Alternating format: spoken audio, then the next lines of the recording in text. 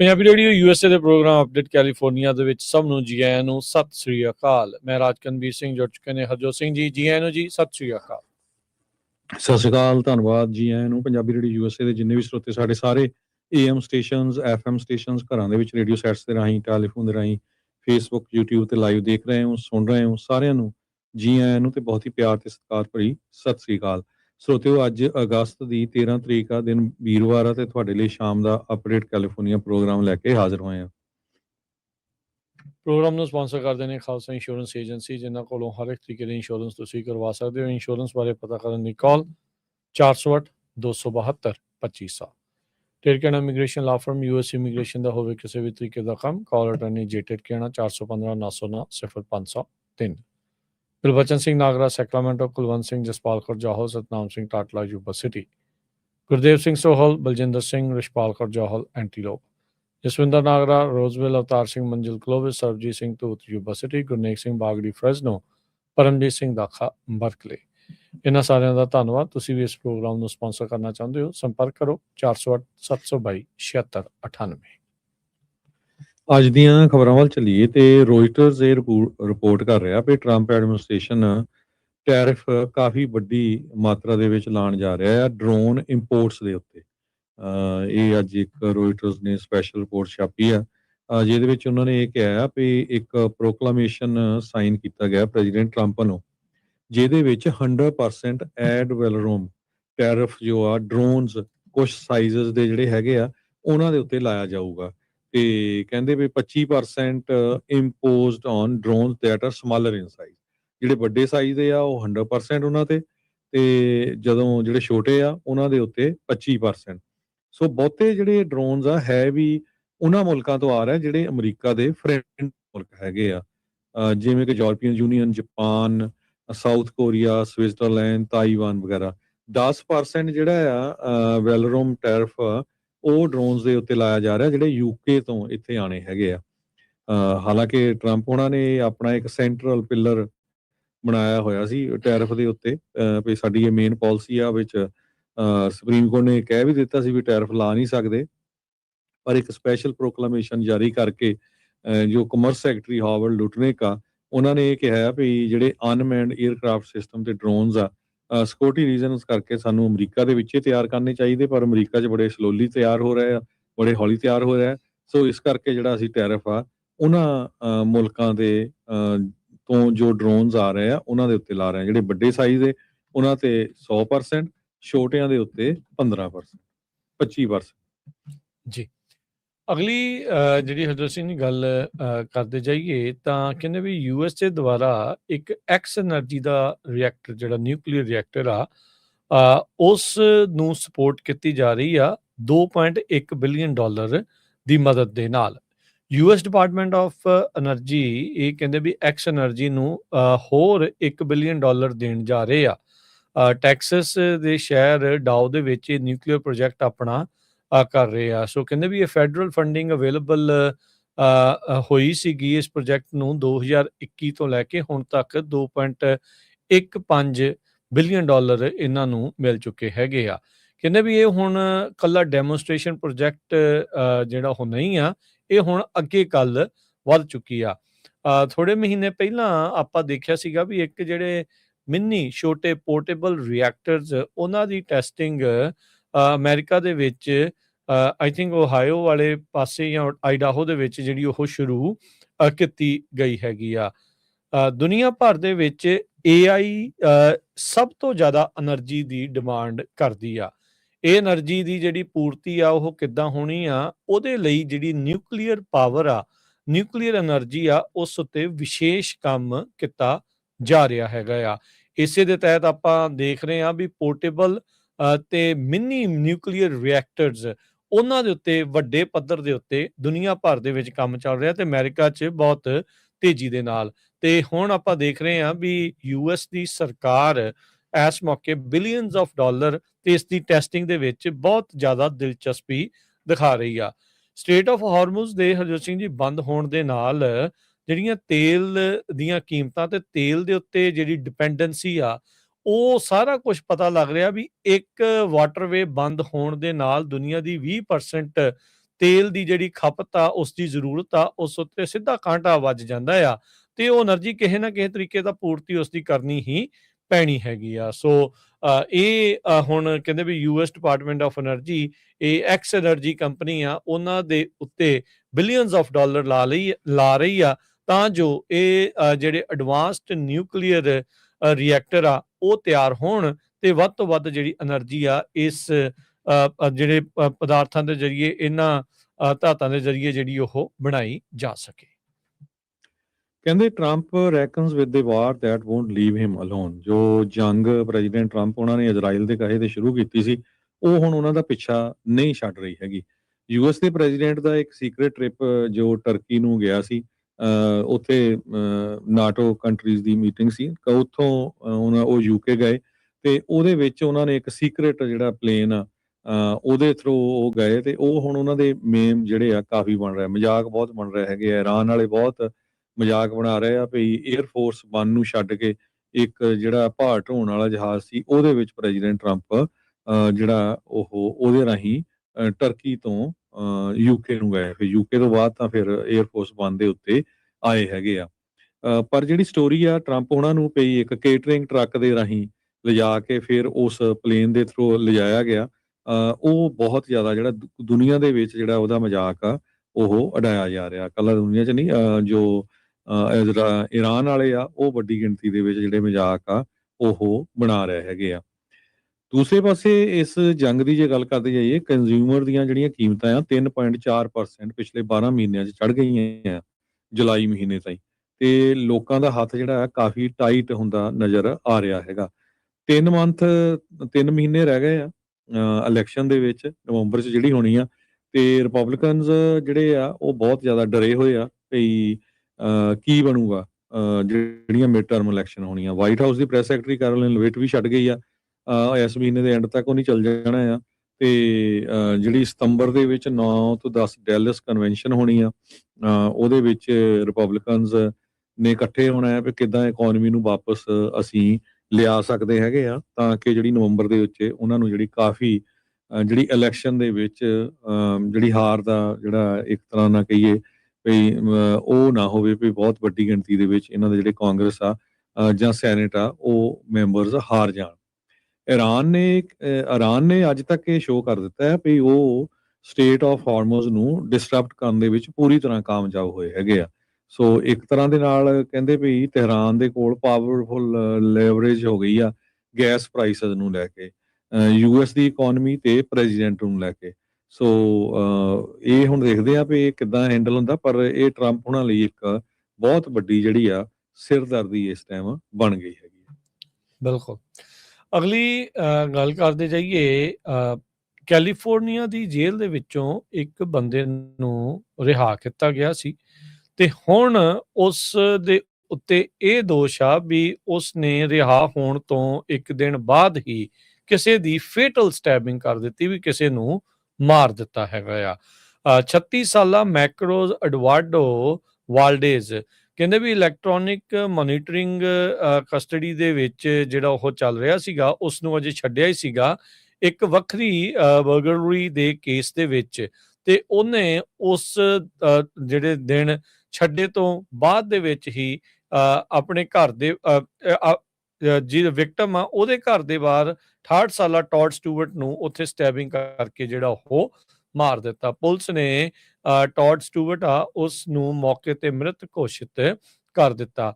ਬਾਅਦ ਦੇ ਵਿੱਚ ਜਿਹੜਾ ਕਥਿਤ ਹਥਿਆਰਾ ਆ ਇਹ ਆਪਣੀ ਕੈਡਿਲੈਕ SUV ਦੇ ਵਿੱਚ ਦੌੜ ਗਿਆ ਤੇ ਇਨਵੈਸਟੀਗੇਸ਼ਨ ਜਦ ਇਸ ਦੇ ਬਾਬਤ ਇਸ ਕੀਤੀ ਜਾ ਰਹੀ ਸੀ ਤੇ ਅਗਲੇ ਦਿਨ ਇਸ ਨੂੰ ਜਿਹੜਾ ਫਿਰ ਗ੍ਰਿਫਤਾਰ ਕਰ ਲਿਆ ਗਿਆ ਸੀਗਾ। ਸੋ ਕਹਿੰਦੇ ਵੀ ਰੈਜ਼ੀਡੈਂਸ਼ੀਅਲ ਬਰਗਲਰੀ ਦੇ ਦੌਰਾਨ ਹੀ ਇਸ ਨੇ ਜਿਹੜਾ ਟੌਡ ਸਟੂਅਰਟ ਆ ਇਸ ਨੂੰ ਵੈਲਡੇਜ਼ ਨੇ ਜਿਹੜਾ ਉਹ ਮਾਰ ਮੁਕਾਇਆ ਸੀ। ਕਾਉਂਟਰਾ ਕੋਸਟਾ ਕਾਉਂਟੀ ਦੇ ਡਿਸਟ੍ਰਿਕਟ ਅਟਾਰਨੀ ਆਫਿਸ ਦੇ ਦੁਆਰਾ ਹੁਣ ਇਸ ਨੂੰ ਮਰਡਰ ਦੇ ਕਾਊਂਟ ਦੇ ਵਿੱਚ ਤੇ ਹੋਰ ਐਨਹਾਂਸਮੈਂਟਸ ਦੇ ਨਾਲ ਹਿਰਾਸਤ ਦੇ ਵਿੱਚ ਚਾਰजेस ਦੇ ਨਾਲ ਅੰਦਰ ਡੱਕ ਕੇ ਰੱਖਿਆ ਹੈਗਾ ਆ। ਸੋ ਪਹਿਲਾਂ ਇਸ ਮਾਮਲੇ ਨਹੀਂ, ਇੱਕ ਵੱਖਰੀ ਚੋਰੀ ਦੇ ਮਾਮਲੇ 'ਚ, ਲੁੱਟ ਦੇ ਮਾਮਲੇ ਦੇ ਵਿੱਚ ਇਹ ਕੰਡੀਸ਼ਨਲ ਰਿਲੀਜ਼ ਦੇ ਉੱਤੇ ਬਾਹਰ ਘੱਲਿਆ ਗਿਆ ਸੀਗਾ।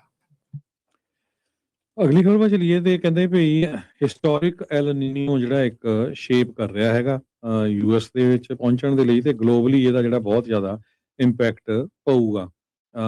ਨੈਸ਼ਨਲ ਓਸ਼ੀਆਨਿਕ ਐਟਮੋਸਫੇਰਿਕ ਐਡਮਿਨਿਸਟ੍ਰੇਸ਼ਨ ਉਹਨਾਂ ਨੇ ਅਨਾਉਂਸ ਕੀਤਾ ਆ ਵੀ ਵੈਰੀ ਸਟਰੋਂਗ ਐਲ ਨੀਨੋ ਵਾਲੇ ਨਾਰਦਰਨ ਹੈਮੀਸਫੀਅਰ ਦੇ ਵਿੱਚ ਫਾਲ ਤੇ ਵਿੰਟਰ ਸੀਜ਼ਨ ਦੇ ਵਿੱਚ 69% ਚਾਂਸ ਆ ਵੀ ਇਹ ਜਿਹੜਾ ਜਿੰਨੇ ਵੀ ਐਲ ਨੀਨੋ ਆਏ ਆ ਪਹਿਲਾਂ ਉਹਨਾਂ ਸਾਰਿਆਂ ਨਾਲੋਂ ਜ਼ਿਆਦਾ ਸਟਰੋਂਗ ਹੋਊਗਾ 1950 ਤੋਂ ਲੈ ਕੇ ਜੇ ਹੁਣ ਤੱਕ ਦਾ ਰੈਕਡ ਦੇਖਿਆ ਜਾਵੇ। ਕਹਿੰਦੇ ਵੀ 90% chance very strong L Nino ਜਿਹੜਾ ਹਾਈਐਸਟ ਚਾਂਸ ਟੂ ਡੇਟ ਤੇ express confidence in growth and development of A potential historical L Nino ever ਜਿਹੜਾ ਵੀ ਹੁਣ ਤੱਕ ਆਇਆ ਉਹਦੇ ਨਾਲੋਂ ਸਟਰੋਂਗ ਹੀ ਆਊਗਾ 90% ਚਾਂਸ ਆ।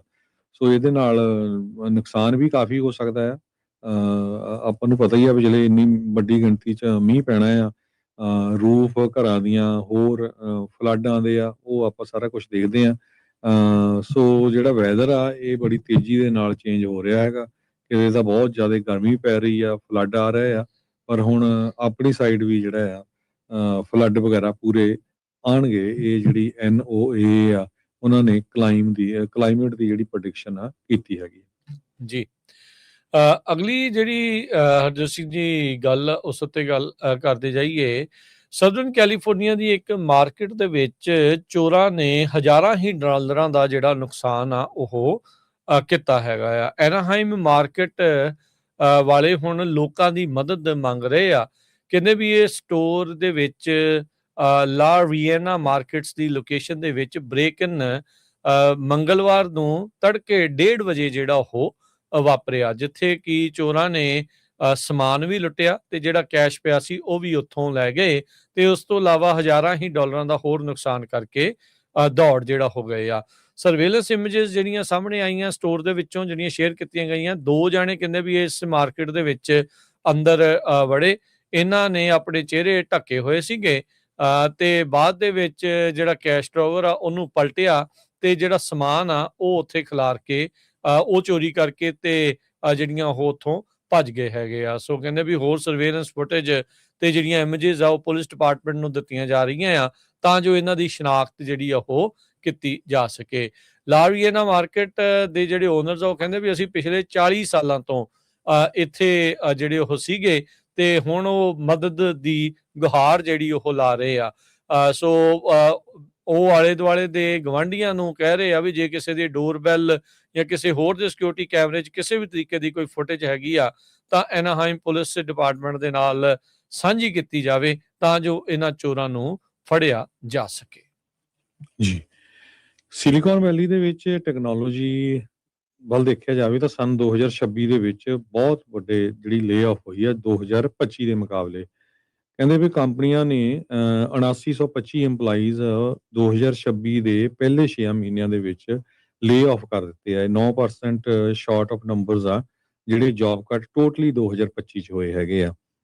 ਲੇ ਆਫ ਜਿਹੜਾ ਟੈਕ ਇੰਡਸਟਰੀ ਦੇ ਵਿੱਚ ਜ਼ਿਆਦਾ ਹੋਇਆ 2023 ਤੋਂ ਲੈ ਕੇ ਜੇ ਹੁਣ ਤੱਕ ਦੇਖਿਆ ਜਾਵੇ। ਕਹਿੰਦੇ ਵੀ ਇਸ ਸਾਲ 14,501 ਜੌਬਸ ਜੋ ਆ ਪਹਿਲੇ ਹਾਫ ਆਫ 2026 ਦੇ ਵਿੱਚ ਕੱਟ ਹੋ ਗਈਆਂ ਹੈਗੀਆਂ ਆ। ਜੁਆਇੰਟ ਵੈਂਚਰ ਐਨਾਲਿਸਿਸ ਉਹ ਦੱਸ ਰਿਹਾ। ਰਸਲ ਹੈਨਕੌਕ CEO ਤੇ ਪ੍ਰੈਜ਼ੀਡੈਂਟ ਹੈਗੇ ਆ ਜੁਆਇੰਟ ਵੈਂਚਰ ਦੇ। ਉਹਨਾਂ ਨੇ ਇਹ ਕਿਹਾ ਵੀ ਇਕਨੋਮੀ ਜਿਹੜੀ ਹੈ ਪੈਰਾਡੌਕਸ ਹੈਗੀ ਆ ਇਸ ਟਾਈਮ। ਅਨਪਲਾਇਮੈਂਟ ਰੇਟ ਸਿਲੀਕਾਨ ਵੈਲੀ ਦੇ ਵਿੱਚ ਜੂਨ ਮਹੀਨੇ 'ਚ 3.9% ਸੀ। ਤੇ AI ਨੂੰ ਲੈ ਕੇ ਵੀ ਬਹੁਤ ਸਾਰੀਆਂ ਜੌਬਸ ਕੱਟ ਹੋ ਰਹੀਆਂ, ਕੁਛ ਜੌਬਸ ਜਿਹੜੀਆਂ ਕ੍ਰੀਏਟ ਵੀ ਹੋ ਰਹੀਆਂ ਹੈਗੀਆਂ। ਪਰ ਓਵਰਆਲ ਜੇ ਦੇਖਿਆ ਜਾਵੇ ਇਹਦਾ ਅਸਰ ਟੈਕਨੋਲੋਜੀ ਇੰਡਸਟਰੀ ਦੇ ਉੱਤੇ ਕਾਫੀ ਜ਼ਿਆਦਾ ਪੈ ਰਿਹਾ ਹੈਗਾ ਜੀ। ਰਾਸ਼ਟਰਪਤੀ ਟਰੰਪ ਨੇ ਹਰੀ ਝੰਡੀ ਜਿਹੜੀ ਦਿੱਤੀ ਆ US ਦੀਆਂ ਕੰਪਨੀਆਂ ਨੂੰ ਵੀ ਤਾਂ ਜੋ ਜਿਹੜੇ ਸਾਈਬਰ ਕ੍ਰਿਮੀਨਲਸ ਆ ਉਹਨਾਂ ਨੂੰ ਇੱਥੋਂ ਦੀਆਂ ਪ੍ਰਾਈਵੇਟ ਕੰਪਨੀਆਂ ਆ ਉਹ ਹੁਣ ਉਹ ਹੈਕਿੰਗ ਇਹਨਾਂ ਦੀ ਕਰਨ। ਇਹ ਸਾਈਬਰ ਕ੍ਰਿਮੀਨਲਸ ਜਿਹੜੇ ਕਿ ਅਮਰੀਕਾ ਦੇ ਵਿੱਚ ਅਮਰੀਕਾ ਦੇ ਲੋਕਾਂ ਨੂੰ ਤੇ ਅਮਰੀਕਾ ਦੇ ਇਨਫਰਾਸਟ੍ਰਕਚਰ ਦੇ ਉੱਤੇ ਅਟੈਕ ਜਿਹੜਾ ਉਹ ਕਰਦੇ ਆ। ਕਹਿੰਦੇ ਵੀ ਨੈਸ਼ਨਲ ਸਿਕਿਉਰਿਟੀ ਮੈਮੋਰੈਂਡਮ ਸਾਈਨ ਕੀਤਾ ਹੈ ਪ੍ਰੈਜ਼ੀਡੈਂਟ ਟਰੰਪ ਨੇ, ਜਿਹਦੇ ਵਿੱਚ ਆਥੋਰਾਈਜ਼ ਕੀਤਾ ਗਿਆ ਕੁਝ ਕੁ US ਪ੍ਰਾਈਵੇਟ ਕੰਪਨੀਆਂ ਨੂੰ ਵੀ ਉਹ offensive ਸਾਈਬਰ ਅਟੈਕਸ, ਇਹ ਜਿਹੜੇ ਫੋਰਨ ਸਾਈਬਰ ਕ੍ਰਿਮੀਨਲ ਗਰੁੱਪਸ ਆ ਜਿਹੜੇ ਰੈਂਸਮਵੇਅਰ ਗੈਂਗਸ ਆ ਉਹਨਾਂ ਦੇ ਉੱਤੇ ਖੁਦ ਅਟੈਕ ਜਿਹੜੇ ਉਹ ਕਰਨ। ਕਹਿੰਦੇ ਵੀ ਜਿਹੜੀਆਂ ਵੀ ਕੰਪਨੀਆਂ ਇਸ ਦੇ ਵਿੱਚ ਹਿੱਸਾ ਲੈਣਗੀਆਂ ਉਹ ਸਾਈਬਰ ਆਪਰੇਸ਼ਨ ਕੰਡਕਟ ਕਰਨਗੀਆਂ ਮੋਨੀਟਰ ਕਰਨ ਦੇ ਲਈ, ਡਿਸਰਪਟ ਕਰਨ ਦੇ ਲਈ, ਮੈਨੂਪੂਲੇਟ ਕਰਨ ਦੇ ਲਈ, ਤੇ ਉਹਨਾਂ ਜਿਹੜੇ ਸਾਈਬਰ ਕ੍ਰਿਮੀਨਲਸ ਆ ਉਹਨਾਂ ਦਾ ਡਿਜੀਟਲ ਤੇ ਫਿਜ਼ੀਕਲ ਇਨਫਰਾਸਟ੍ਰਕਚਰ ਆ ਉਸ ਨੂੰ ਤਬਾਹ ਕਰਨ ਦੇ ਲਈ। ਅਮਰੀਕਾ ਦੇ ਵਿੱਚ ਲੱਖਾਂ ਹੀ ਜਿਹੜੇ ਲੋਕ ਆ, ਮਿਲੀਅਨਸ ਤੋਂ ਬਿਲੀਅਨਸ ਆਫ ਡਾਲਰ ਇਹਨਾਂ ਲੋਕਾਂ ਦੇ ਨਾਲ, ਇਹਨਾਂ ਗਰੁੱਪਾਂ ਤੋਂ ਜਿਹੜਾ ਉਹਨਾਂ ਨੂੰ ਲਟਾ ਬਹਿੰਦੇ ਆ, ਜਾਂ ਉਹ ਹੈਕਿੰਗ ਕਰਕੇ, ਜਾਂ ਉਹਨਾਂ ਨੂੰ ਰੈਂਸਮਵੇਅਰ ਅਟੈਕ ਕਰਕੇ। ਪਰਸਨਲ ਇੰਡੀਵਿਜੂਅਲ ਤੋਂ ਲੈ ਕੇ ਛੋਟੀਆਂ ਤੋਂ ਵੱਡੀਆਂ ਕੰਪਨੀਆਂ ਵੀ ਇਹਨਾਂ ਦੀ ਮਾਰ ਹੇਠ ਆਉਂਦੀਆਂ ਰਹਿੰਦੀਆਂ ਆ। ਤੇ ਹੁਣ ਜਿਹੜਾ ਇਹ ਆਖਿਆ ਜਾ ਰਿਹਾ ਆ ਵੀ ਜਸਟਿਸ ਡਿਪਾਰਟਮੈਂਟ ਦੇ ਡਿਪਾਰਟਮੈਂਟ ਆਫ ਹੋਮਲੈਂਡ ਸਿਕਿਉਰਿਟੀਜ਼, ਉਹਨਾਂ ਨੂੰ ਪਹਿਲਾਂ ਰਿਟਨ ਅਪਰੂਵਲ ਲੈਣਾ ਪੈਂਦਾ ਸੀਗਾ ਇਹ ਵਾਪਸ ਫੋਰਨ ਸਾਈਬਰ ਕ੍ਰਿਮੀਨਲ ਗਰੁੱਪਸ ਦੇ ਉੱਤੇ ਅਟੈਕ ਕਰਨ ਦੇ ਲਈ। ਪਰ ਇਸ ਮੈਮੋਰੈਂਡਮ ਦੇ ਤਹਿਤ ਕੁਝ ਕੁ ਚੁਣਿੰਦਾ ਪ੍ਰਾਈਵੇਟ ਕੰਪਨੀਜ਼ ਨੂੰ ਹਰੀ ਝੰਡੀ ਦੇ ਦਿੱਤੀ ਗਈ ਆ ਵੀ ਉਹ ਆਪਣੇ ਪੱਧਰ ਦੇ ਉੱਤੇ ਇਹਨਾਂ ਸਾਈਬਰ ਕ੍ਰਿਮੀਨਲ ਗਰੁੱਪਸ ਨੂੰ, ਫੋਰਨ ਸਾਈਬਰ ਕ੍ਰਿਮੀਨਲ ਗਰੁੱਪਸ ਨੂੰ ਜਿਹੜਾ ਹੋਰ ਨਿਸ਼ਾਨੇ ਦੇ ਉੱਤੇ ਲੈਣ ਤੇ ਉਹਨਾਂ ਦੇ ਇਨਫਰਾਸਟ੍ਰਕਚਰ ਨੂੰ ਤਬਾਹ ਕਰਨ, ਤਾਂ ਜੋ ਅਮਰੀਕੀ ਇਨਫਰਾਸਟ੍ਰਕਚਰ ਤੇ ਅਮਰੀਕੀ ਲੋਕਾਂ ਨੂੰ ਇਹਨਾਂ ਤੋਂ ਬਚਾਇਆ ਜਾ ਸਕੇ। ਪਾਵਰਵਾਲ ਦੀ ਟਿਕਟ ਜਿਹੜੀ ਆ ਉਹਦਾ ਵਿਨਰ ਹੋਏ ਆ ਅਗਸਤ 12 ਨੂੰ, ਤੇ ਜਿਹੜੇ ਬੁੱਧਵਾਰ ਨੂੰ ਇਹ ਡਰਾ ਸੀਗੇ ਉਹਦੇ ਚ ਨੰਬਰ 4, 26, 66, 67, 69 ਆਏ ਆ। ਤੇ ਕਹਿੰਦੇ ਵੀ $20 ਮਿਲੀਅਨ ਦੀ ਡਰਾਇੰਗ ਸੀਗੀ ਜਿਹੜੀ ਹੋਣੀ ਨੈਕਸਟ ਅਗਸਤ 15 ਨੂੰ। ਪਰ ਇਸ ਵਾਰੀ ਜਿਹੜਾ ਸੀ ਪਾਵਰਵਾਲ ਹੋਇਆ ਉਹਦੇ ਵਿੱਚ ਸੈਕਰਾਮੈਂਟੋ ਏਰੀਏ ਦੇ ਇੱਕ ਬੰਦੇ ਦੇ ਜਿਹੜੇ ਨੰਬਰ ਆ ਉਹ ਰਲੇ ਹੈਗੇ ਆ। ਸੋ 8,20,000 ਉਹ ਜਿੱਤਣ ਜਾ ਰਿਹਾ ਹੈਗਾ ਜੀ। ਜੀ ਬਿਲਕੁਲ। ਸੋ ਹੁਣ ਦੇਖੋ ਤੇ ਏਦਾਂ ਹੀ ਕਿਹਦੀ ਕਿਸਮਤ ਹਰਜੋਤ ਸਿੰਘ ਜੀ, ਕਈਆਂ ਦੀ ਬਦਲ ਜਾਣੀ ਹੈ, ਕਈਆਂ ਦੀ ਬਦਲੀ ਹੁਣ। ਪਰ ਇਹ ਆਮ ਹੀ ਹੋ ਗਈ ਹੈ ਹਰਜੋਤ ਸਿੰਘ ਜੀ ਗੱਲ ਵੀ ਜਿਹੜੀਆਂ ਪਾਵਰਵਾਲ ਬਿਲੀਅਨ ਡਾਲਰ ਤੱਕ ਪਹੁੰਚਦੀਆਂ ਜਿਹੜੀਆਂ ਉਹ ਜਾ ਰਹੀਆਂ, ਬਹੁਤ ਜਲਦੀ ਉੱਥੇ ਤੱਕ ਚਲੇ ਜਾਂਦੀਆਂ ਹੈਗੀਆਂ ਜੀ। ਪਲੀਜ਼। ਸਿਲੀਕਨ ਵੈਲੀ ਲੇਆਫ ਦੀ ਆਪਾਂ ਗੱਲਬਾਤ ਕਰਦੇ ਸੀ। ਹੁਣ ਲਾਸ ਐਂਜਲਸ ਟਾਈਮਜ਼ ਰਿਪੋਰਟ ਕਰ ਰਿਹਾ ਵੀ ਫੈਡੈਕਸ ਨੇ 20 ਲੋਕਾਂ ਨੂੰ ਸਦਰਨ ਕੈਲੀਫੋਰਨੀਆ ਦੇ ਵਿੱਚ ਲੇਆਫ ਕੀਤਾ ਹੈਗਾ। 500 ਤੋਂ ਵੱਧ ਲੋਕ ਜੋ ਫੈਡੈਕਸ ਕੰਮ ਕਰਦੇ ਸੀ ਸਦਰਨ ਕੈਲੀਫੋਰਨੀਆ 'ਚ, ਉਹਨਾਂ ਨੂੰ ਲੇਆਫ ਕਰ ਦਿੱਤਾ ਗਿਆ ਹੈਗਾ ਕਿਉਂਕਿ ਫੈਡੈਕਸ ਨੇ ਆਪਣੀਆਂ 2 ਫੈਸਿਲਿਟੀਜ਼ ਵੀ ਜਿਹੜੀਆਂ ਬੰਦ ਕਰ ਦਿੱਤੀਆਂ। ਇੱਕ ਪਾਮ ਸਪ੍ਰਿੰਗਸ ਦੇ ਵਿੱਚ ਸੀ, ਇੱਕ ਵਿਕਟਰਵਿਲ ਦੇ ਵਿੱਚ ਸੀ। ਉੱਥੇ ਵੀ 116 ਦੇ ਕਰੀਬ ਜਿਹੜੇ EMPLOYEES ਆ ਉਹ ਕੰਮ ਕਰ ਰਹੇ ਸੀ। ਇੱਥੋਂ ਤੁਸੀਂ ਅੰਦਾਜ਼ਾ ਲਾ ਸਕਦੇ ਆ ਜੇ ਫੈਡੈਕਸ ਵਾਲੀ ਕੰਪਨੀ ਲੇਆਫ ਕਰ ਰਹੀ ਆ, ਸੋ ਇਹਦਾ ਮਤਲਬ ਇਹ ਐਮਾਜ਼ੋਨ ਵਗੈਰਾ ਦੇ ਉੱਤੇ ਵੀ ਹੋਰ ਸਾਰੇ ਪਾਸੇ ਜਿਹੜਾ ਇਹਦਾ ਅਸਰ ਆ ਪੈ ਰਿਹਾ ਹੈ ਕਿਉਂਕਿ ਮੇਨ ਕੰਪਨੀਆਂ ਇਹੀ ਆ ਜਿਹੜੀਆਂ ਐਮਾਜ਼ੋਨ ਦਾ ਸਮਾਨ ਆ ਉਹ ਡਿਲੀਵਰ ਕਰਦੀਆਂ ਜੀ। ਤੇ ਹਰਜੋਤ ਸਿੰਘ ਜੀ, ਸਮਾਂ ਪ੍ਰੋਗਰਾਮ ਦਾ ਸਮਾਪਤ ਜਾਂਦੇ ਮਾਰਕੀਟਸ ਦੇ ਨਾਲ ਸ਼ੇਅਰ ਗੱਲਬਾਤ ਜਿਹੜੀ ਉਹ ਕਰਦੇ ਜਾਈਏ। ਉਸ ਤੋਂ ਪਹਿਲਾਂ ਕੈਨੇਡੀ ਸੈਂਟਰ ਤੋਂ ਜਿਹੜੀ ਖਬਰ ਆ ਰਹੀ ਆ, ਕੈਨੇਡੀ ਸੈਂਟਰ ਦੇ ਬੋਰਡ ਨੇ ਇੱਕ ਵਾਰੀ ਫੇਰ ਵੋਟ ਪਾਈ ਆ ਵੀ ਉਹ ਜਿਹੜੀ ਮੇਨ ਬਿਲਡਿੰਗ ਆ ਉਸ ਨੂੰ ਸ਼ਟ ਡਾਊਨ ਕਰਨਗੇ ਤੇ ਟਰੰਪ ਹੁਣਾਂ ਦਾ ਨਾਮ ਮੁੜ ਕੇ ਦੁਬਾਰਾ ਉਸ ਦੇ ਉੱਤੇ ਲਾਉਣਗੇ। ਇਹ ਕੁਝ ਸਮਾਂ ਪਹਿਲਾਂ ਉੱਥੋਂ ਦੀ ਅਦਾਲਤ ਨੇ ਟਰੰਪ ਹੁਣਾਂ ਦਾ ਨਾਮ ਹਟਾਉਣ ਦੇ ਆਦੇਸ਼ ਜਿਹੜੇ ਉਹ ਦੇ ਦਿੱਤੇ ਸੀ, ਜਿਨ੍ਹਾਂ ਨੂੰ ਹਟਾਉਣ ਤੋਂ ਬਾਅਦ ਦੇ ਵਿੱਚ ਉਸ ਪੂਰੇ ਨਾਮ ਵਾਲੀ ਚੀਜ਼ ਨੂੰ ਢੱਕ ਕੇ ਰੱਖਿਆ ਗਿਆ। ਤੇ ਉਹਨਾਂ ਨੇ ਇਹ ਵੀ ਅਦਾਲਤ ਨੇ ਕਿਹਾ ਸੀਗਾ ਵੀ ਕੈਨੇਡੀ ਸੈਂਟਰ ਆ ਉਸ ਨੂੰ ਖੋਲ੍ਹਿਆ ਜਿਹੜਾ ਉਹ ਜਾਵੇ। ਹੁਣ ਇੱਕ ਵਾਰੀ ਫੇਰ ਅੱਜ ਹੀ ਜਿਹੜਾ ਕੈਨੇਡੀ ਸੈਂਟਰ ਦਾ ਜਿਹੜਾ ਬੋਰਡ ਆ ਉਹਨਾਂ ਨੇ ਵੋਟ ਕੀਤਾ ਹੈ ਦੂਜੀ ਵਾਰੀ ਵੀ ਜਿਹੜਾ ਵਾਸ਼ਿੰਗਟਨ DC ਦੇ ਵਿੱਚ ਇਹਨਾਂ ਦਾ ਫਾਈਨ ਆਰਟਸ ਵਾਲਾ ਇਹ ਹੈਗਾ ਆ ਉਸ ਨੂੰ ਬੰਦ ਕੀਤਾ ਜਾਵੇ ਤੇ ਟਰੰਪ ਦਾ ਜਿਹੜਾ ਨਾਮ ਆ ਉਹ ਉਸ ਦੇ ਉੱਤੇ ਜਿਹੜਾ ਉਹ ਲਿਖਿਆ ਜਿਹੜਾ ਹੋ ਜਾਵੇ। ਸੋ ਹੁਣ ਦੇਖੋ ਕੀ ਜਿਹੜਾ ਬਣਦਾ ਹੈ, ਕੀ ਦੁਬਾਰਾ ਅਦਾਲਤ ਦੇ ਵਿੱਚ ਇਸ ਚੀਜ਼ ਦੇ ਉਲਟ ਵਾਲੀ ਭਾਵਨਾ ਵਾਲੇ ਲੋਕ ਜਿਹੜੇ ਹੋ ਜਾਣਗੇ ਤੇ ਅਦਾਲਤ ਕੀ ਫੈਸਲਾ ਜਿਹੜਾ ਉਹ ਲੈ ਸਕਦੀ ਹੈਗੀ ਆ। ਸੋ ਲੈਟਸ ਸੀ ਇਸ ਦੇ ਵਿੱਚ ਕੀ ਬਣਦਾ ਆ। ਤੇ ਮਾਰਕੀਟਸ ਦੀ ਹਰਜੋਤ ਸਿੰਘ ਜਾਂਦੇ ਗੱਲ ਕਰਦੇ ਜਾਈਏ। ਡਾਓ ਜੋਨ ਅੱਜ 70 ਪੁਆਇੰਟ ਵੱਧ ਕੇ ਤੇ 53,840 ਤੇ ਬੰਦ ਹੋਇਆ। S&P 51 ਪੁਆਇੰਟ ਵੱਧ ਕੇ 7799। ਨੈਸਡੈਕ 200 ਤੇ 15 ਪੁਆਇੰਟ ਵੱਧ ਕੇ 26,803 ਦੇ ਉੱਤੇ। ਸੋਨੇ ਦਾ ਭਾਅ 4300 ਤੇ $93 ਪ੍ਰਤੀ ਟਰੋਏ ਆਉਂਸ। ਕੱਚੇ ਤੇਲ ਦੀ ਕੀਮਤ $81 ਪ੍ਰਤੀ barrel. 10 year yield 4.6%। Crypto currency ਦੇ ਵਿੱਚ ਬਿਟਕੋਇਨ 63,477 ਤੇ ਇਥੀਰੀਅਮ 1800 ਜਿਹੜਾ $87 ਦੇ ਬਰਾਬਰ ਚੱਲ ਰਿਹਾ ਹੈਗਾ ਆ। ਕਰੰਸੀ ਦੀ ਗੱਲ ਕਰਦੇ ਜਾਈਏ, $1 ਦੇ ਬਰਾਬਰ ਕੈਨੇਡਾ ਦੇ $1 ਤੇ 39 ਸੈਂਟ ਰਹੇ ਆ, ਪਾਕਿਸਤਾਨ ਦੇ 277 ਰੁਪਏ ਤੇ 63 ਪੈਸੇ ਤੇ ਇੰਡੀਆ ਦੇ 95 ਰੁਪਏ ਤੇ 39 ਪੈਸੇ। ਇੱਥੇ ਪ੍ਰੋਗਰਾਮ ਦੀ ਸਮਾਪਤੀ ਮੇਰੇ ਰਾਜਕਨਵੀਰ ਸਿੰਘ ਵੱਲੋਂ ਤੇ ਮੇਰੇ ਹਰਜੋਤ ਸਿੰਘ ਵੱਲੋਂ ਸਭ ਨੂੰ ਪਿਆਰ ਭਰੀ ਸਤਿ ਸ੍ਰੀ ਅਕਾਲ। ਜਿਹਨੇ ਵਾਸਤੇ ਰਹੋ, ਹੱਸਦੇ ਖੇਲਦੇ ਰਹੋ, ਸੁਣਦੇ ਰਹੋ, ਦੇਖਦੇ ਰਹੋ ਪੰਜਾਬੀ ਰੇਡੀਓ USA।